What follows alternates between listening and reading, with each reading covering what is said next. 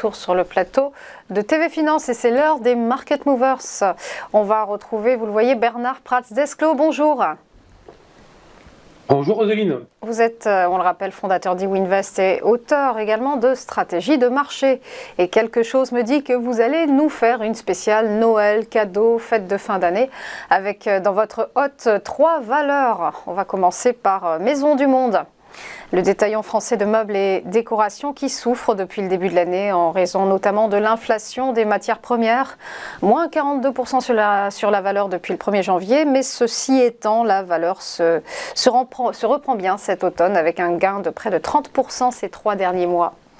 C'est exactement ça. Hein. Et effectivement, donc je pense que c'est de saison de commencer à regarder donc, les entreprises et dont les actions qui à cette période, et là on est donc avec Maisons du Monde, on sait bien, alors on est sur une action qui avait quand même tutoyé les 22 euros au mois de mai 2021 avec un point bas sous les 8 euros, hein.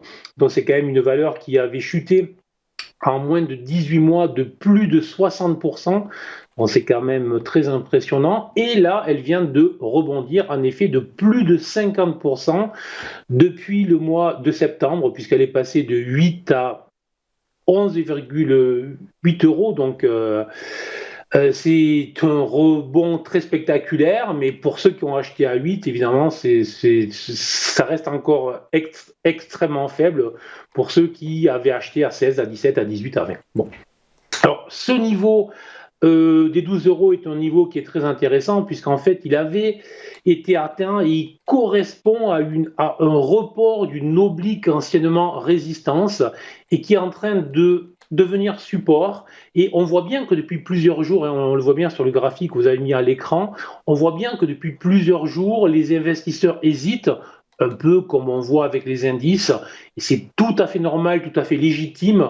On ne peut pas faire plus 50% tous les 3 mois. C'est compliqué quand même. Voilà. Donc, c'est un niveau qui correspond à un niveau résistance, une résistance oblique sur un report, et la probabilité effectivement serait que la valeur s'arrête sur les niveaux actuels, au moins à court terme, pour revenir en arrière, pour faire ce qu'on appelle un retracement et pour essayer de retrouver des acheteurs plus bas. À ce moment-là, le repli pourrait être quand même assez significatif de 17-18% pour aller chercher autour des 9,9 euros, donc 9,9 euros qui est un niveau très intéressant.